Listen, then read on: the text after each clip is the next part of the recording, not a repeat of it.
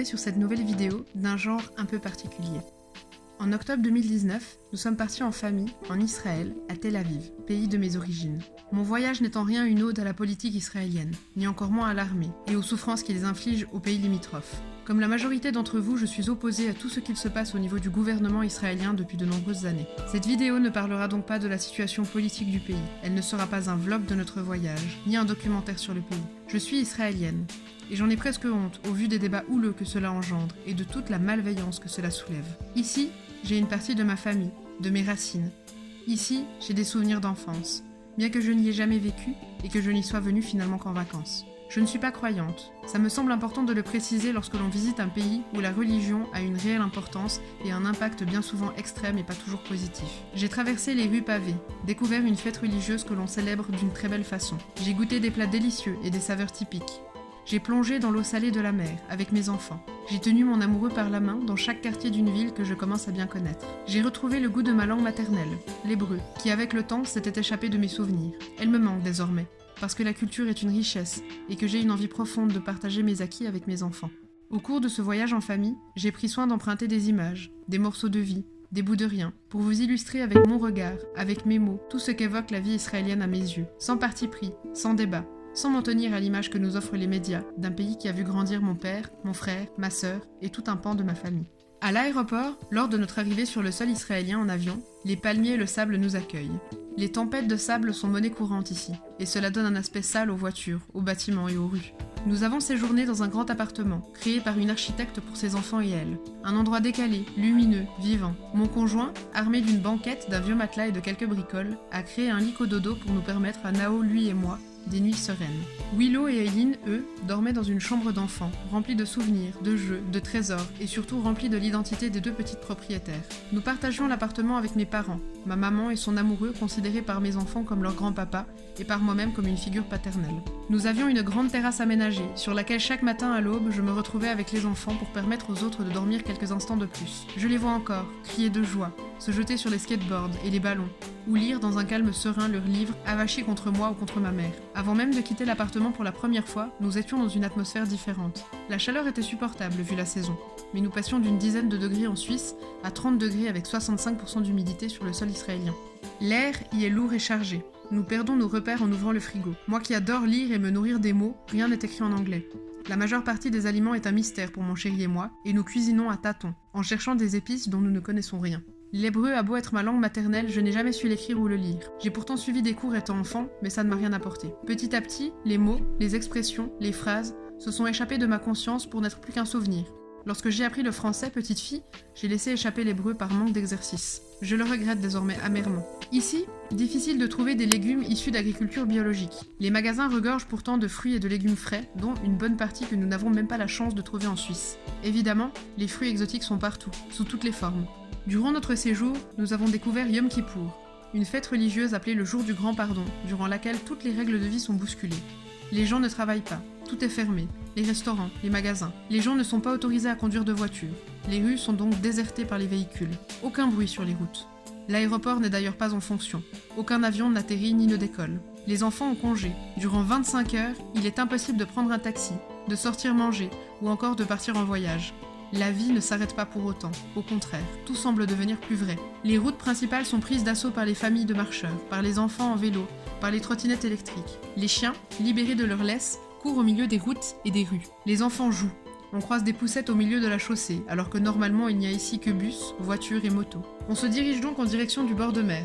Bizarrement, il y a peu de gens. Nous sommes libres de courir, de crier, de jouer, loin d'être entassés les uns contre les autres, comme dans de nombreuses destinations de vacances à l'esthétique paradisiaque. Le contraste dans la ville est frappant.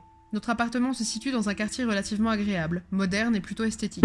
Pour nous rendre au centre-ville, nous traversons les rues délabrées, où les voitures, remplies de sable, sont parquées à même le trottoir, parfois embouties les unes dans les autres. Le centre-ville est un doux mélange entre les ruines, le moderne, le beau, le vieux, le touristique et le local.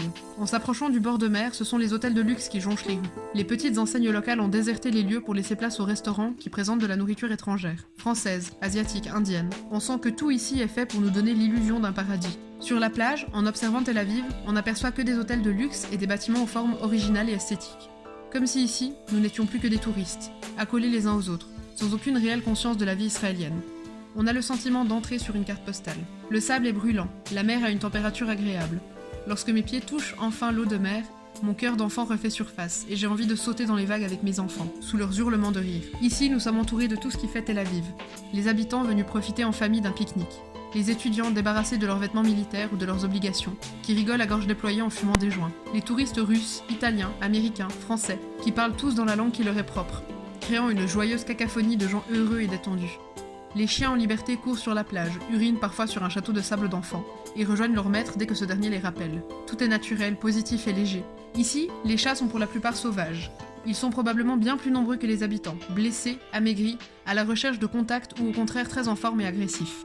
Ils sont partout dans les rues et sur les terrasses. Les Israéliens les nourrissent et vivent près d'eux, comme des égaux. Ici, les droits des animaux sont une priorité.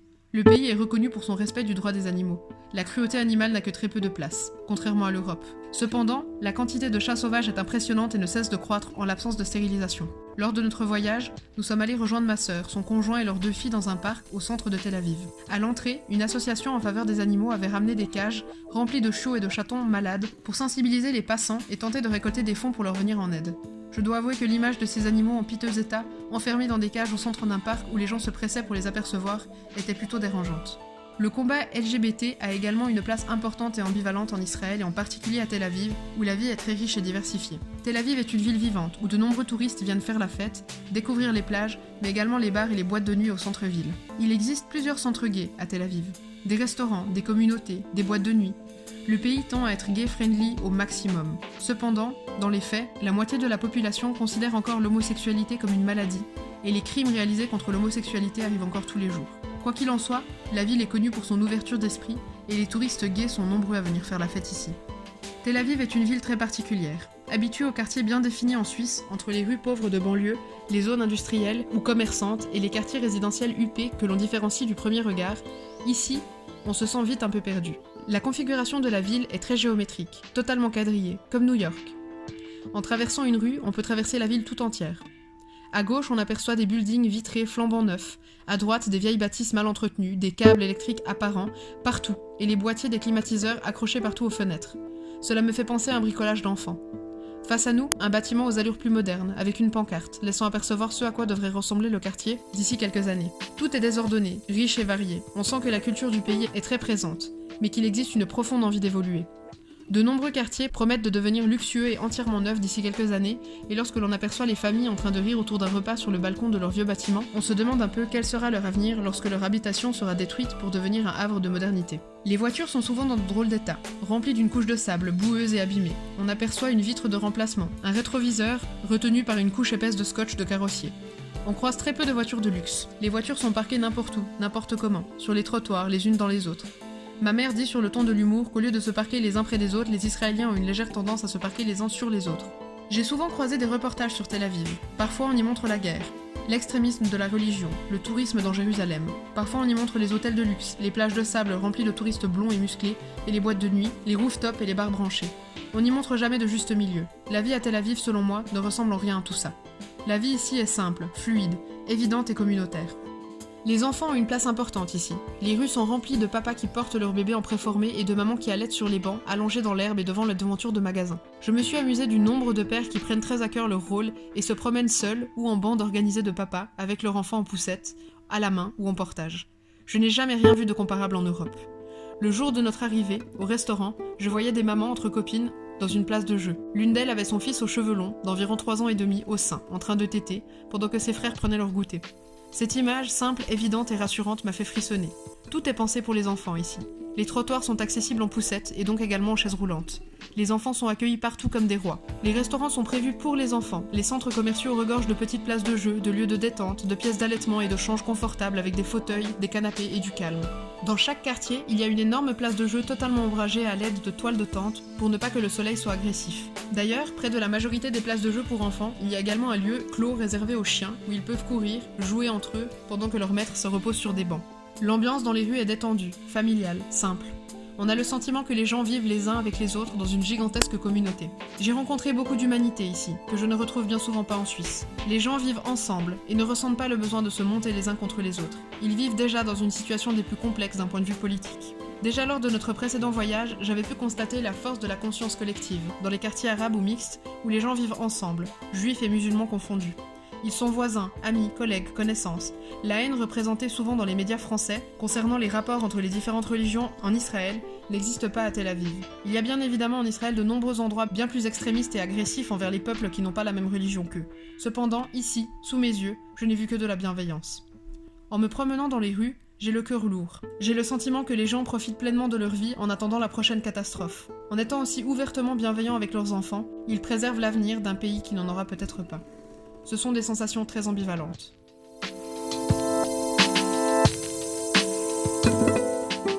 Le coût de la vie ici est aussi élevé qu'en Suisse. Que ce soit pour un hôtel, un restaurant ou faire des courses, le prix est excessivement élevé. Pourtant, les salaires, eux, ne sont pas à la hauteur des salaires suisses. On en est arrivé pendant notre séjour à nous demander comment les gens faisaient ici pour vivre.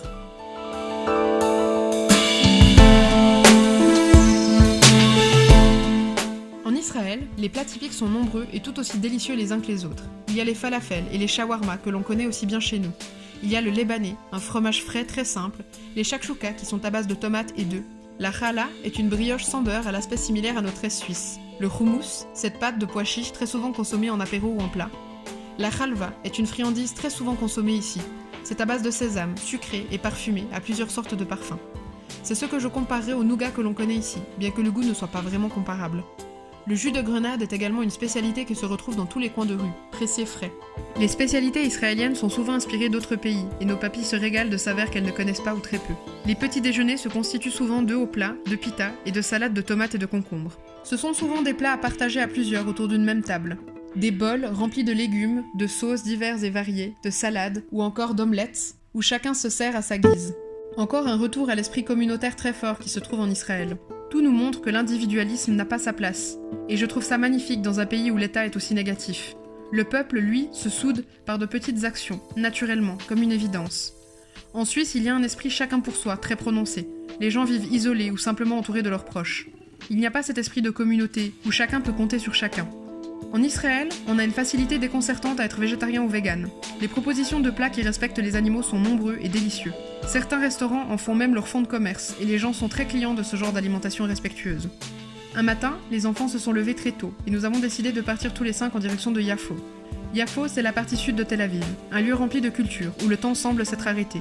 Il s'agit d'une ville arabe qui a fusionné avec Tel Aviv en 1950. Le port de Yafo est l'un des plus anciens du monde. C'est un endroit qui baigne dans ses propres racines. On a bu un café noir très fort sur une terrasse en pleine rue. Les enfants couraient et criaient autour de nous, entourés d'autres personnes souriantes et bienveillantes. Ils jouaient à même le sol, et les serveuses avaient toujours un geste délicat pour eux lors de leur passage.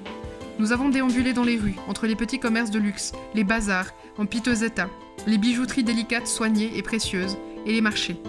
Ce marché typique où les vendeurs à la criée tentent de nous happer lorsque l'on passe près d'eux. Il y a un nombre considérable de belles étoffes, de robes, de tuniques, de manteaux. Des bijoux sont étendus sur les étals, colorés, imposants et brillants. Eileen ne peut pas retenir ses exclamations d'émerveillement. Les mains de Fatma, les mezouzotes, les menorahs, les décorations murales pleuvent autour de nous, dans ces longues ruelles où chaque centimètre regorge de très beaux objets. Nous sommes allés visiter le port. Willow est partie main dans la main avec Papa Ours, espérant trouver en bord de mer des crabes à observer. Eileen, Nao et moi avons marché, couru, rigolé. Il était tôt. Les flots de touristes n'étaient pas encore arrivés. L'espace nous appartenait, le temps d'un instant. Sur la terrasse près de nous, 2 Israéliens buvaient un café en souriant dans notre direction. La vie. Nous nous rejoignons et passons devant une magnifique mosquée. Dans la rue que nous traversons, il y a un tournage de film. Les comédiens, attablés sur la terrasse, rigolent tous en chœur tandis que les caméras les observent. Les enfants profitent du spectacle. Nao est libre, il court. L'architecture est très différente de celle du centre de Tel Aviv. On a vraiment le sentiment d'être plongé dans un autre univers. De la belle pierre tout autour de nous, des édifices majestueux. C'est un endroit que l'on a envie de respecter et de préserver. La culture transpire de chaque paroi, même si l'on ne se fait aucune illusion. Dans 1 heure, les touristes auront recouvert la place. On s'est perdu au fil des rues. On s'est laissé porter par nos envies, par notre instinct, sous le soleil israélien. Le centre-ville commercial de Tel Aviv est très différent, bien plus moderne. Il regorge de boutiques faussement artisanales, où on a le sentiment qu'il s'agit plutôt d'une course au tourisme. On traverse les rues avec la sensation de revoir continuellement les mêmes devantures. Comme partout, il y a des trésors à dénicher. Il faut chiner. On finit forcément par croiser l'imposant centre commercial Dizengoff. Ce centre, partagé entre plusieurs bâtiments reliés les uns aux autres par des tunnels suspendus, contient environ 420 magasins différents. Il y a aussi des restaurants, des centres sportifs, un cinéma, une dizaine de tatoueurs, des toilettes et des pièces pour allaiter au calme. Je suis passée à de nombreuses reprises dans ce centre commercial au fil des années, et c'est un lieu vivant, dans lequel tout évolue. J'ai eu un plaisir fou à emmener mes enfants dans le magasin que je connais depuis adolescente et que j'appelle la boutique de la magie, où on entre dans un univers parallèle rempli de végétation, de fées, de lutins, d'encens. Ce centre commercial ressemble à une fourmilière géante. On s'y perd bien plus qu'on ne s'y retrouve. La modernité y est palpable. Même la décoration intérieure est souvent faite à partir de technologies qu'on n'a pas l'habitude d'apercevoir en France. C'est impressionnant et décalé, très américanisé. À toute heure, on peut croiser quelqu'un en train de manger une pizza, montre en main pour ne pas rater la fin de la pause. Des familles de touristes, des étudiants venus dépenser leur argent de poche et des fashionistas qui font le tour des nombreux magasins de vêtements. Dizengoff Center ressemble à un labyrinthe géant et représente à mes yeux une curiosité bien plus qu'un lieu attractif pour faire des achats. En quittant le centre commercial, on se perd dans le marché Carmel, au centre-ville, le plus grand marché extérieur d'Israël, ouvert tous les jours ou presque, et regorgeant de vendeurs à la criée qui tentent de nous vendre des fruits, des légumes, de la viande, des babioles touristiques, de la contrefaçon, sous toutes ses formes. Ici se mêlent les Israéliens, les touristes et les gens de passage. On y trouve de tout, un véritable supermarché vivant, où chacun vient faire ses courses, se promener, découvrir ou se laisser porter par la vague de passants qui ne désemplit pas. En sortant du marché, on découvre les quartiers les plus pauvres. Des familles entières qui vivent dans une seule pièce, avec une table à manger, à même la rue, pour avoir un peu d'espace. Ils ont l'air profondément heureux. Ils partagent un repas tous à la même table et nous regardent passer en poursuivant leur conversation engagée. Dans la rue parallèle, il y a le marché artisanal, bien plus ouvert et lumineux. On traverse des rues plus modernes, des bâtiments dans lesquels se dissimulent de beaux restaurants, avec jardin intérieur, des hôtels chics au look décalé. Des artistes ont recouvert une bonne partie des rues de leurs œuvres. Des dessins incroyables, colorés et magnifiques. Les enfants ont le sentiment de traverser un musée. Chacun de nos pas est rythmé par le temps d'arrêt que l'on effectue. On prend le temps d'avoir le temps. Le marché est rempli de très jolis stands, montés par des artisans eux-mêmes, qui présentent le travail de toute leur vie. Il y a des poupées créées à la main, des objets en cuir gravés, des bijoux, des vêtements, de la décoration, des cosmétiques. L'atmosphère y est bien plus feutrée que dans le marché précédent. Culturellement, Israël est un pays d'une richesse infinie. Noirci par la politique et l'armée, il porte un bien triste masque. Et finalement, lorsque l'on prend la peine de se perdre dans ces rues, d'aller à la rencontre des gens et de se laisser le temps d'observer et de se nourrir de ce qui nous entoure, on se remplit d'une magie qui n'existe pas chez nous. Les odeurs d'épices, la vision des gens qui s'aiment avec simplicité, les bons petits plats, la musique et les voix chantantes et passionnées partout. Ces bébés portés partout, allaités, aimés, entourés. J'ai le sentiment qu'ici, les gens prennent le temps de vivre, simplement. Ils prennent le temps d'être vivants. La bienveillance est partout, visible et présente. Je n'aimerais pas voir grandir mes enfants ici, pour les raisons évidentes que j'ai mentionnées en début de vidéo. Mais c'est une part de mon histoire, de notre histoire, et je veux que mes enfants grandissent avec la conscience d'ailleurs. Je veux qu'ils aient la richesse que j'ai moi-même eue petite fille, de voyager régulièrement et de réaliser que le reste du monde n'avait pas toutes mes chances, et que souvent, l'argent n'était pas la réponse au bonheur. Les vraies valeurs sont ailleurs. Cette vidéo s'achève ici. Je la poste avec une boule au ventre en sachant que j'aborde ici un thème sensible. Mais je compte sur votre bienveillance pour accueillir cette vidéo sans préjugés, avec l'âme et le cœur aussi ouverts que l'étaient les miens. J'espère que ce format un peu particulier de vidéo vous aura plu, et je me réjouis déjà de vous retrouver la semaine prochaine avec une nouvelle vidéo. Dites-moi en commentaire, quel voyage vous a le plus chamboulé dans votre vie, et pourquoi. N'oubliez pas de laisser un petit pouce bleu sur cette vidéo et de vous abonner à ma chaîne pour ne pas rater mes prochaines vidéos. Prenez soin de vous, à bientôt.